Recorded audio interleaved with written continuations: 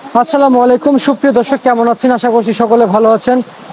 রাজধানী ঢাকার শ্যামবাজার থেকে আপনাদের সকলের সাথে আমি সাব্বির খান। আজকের বাজারে পেঁয়াজ, রসুন, আলু, আদার পাইকারি কেমন কি দরদাম রয়েছে, কত করে বেচাবেচি চলছে, সেটাই কিন্তু জানিয়ে দেওয়ার জন্য আপনাদের সাথে আমি সাব্বির খান। আজকের পেঁয়াজ, রসুন, আলু, আদার যেমনটি বাজার তালিকা ছিল সেটা কিন্তু ইতিমধ্যে জানিয়ে দেওয়ার জন্য প্রিয় দর্শক বন্ধুরা, প্রিয় দর্শক, এই ঢাকায় কত করে বেচাবিক্রি রয়েছে সেটা কিন্তু আপনারা সকলে কিন্তু আমার কাছ থেকে কিন্তু ইতিমধ্যে জানতে পারবেন যে আসলে আজকের চলমান বাজারে কেমন কি দরদাম গিয়েছিল প্রিয় দর্শক, সেটা জানিয়ে দেওয়ার জন্য প্রিয় দর্শক।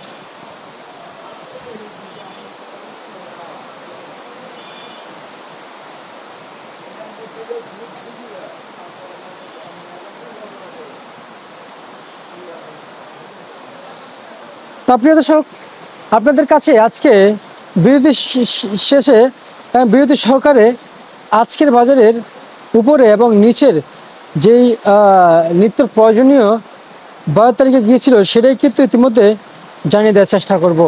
সঙ্গে থাকার জন্য অনুরোধ করছি আপনাদেরকে। অবশ্যই বাজার তালিকা জানতে পারবেন আমার কাছ থেকে। আজকের বাজারের উপরে কত চলছে, নিচে কত করে চলছে, সেই সকল বাজার তালিকা প্রিয় দর্শক বন্ধুরা। তারপরে এসে ছোট্ট বিরতি পর ফিরে আসছি, সঙ্গে থাকেন আপনারা।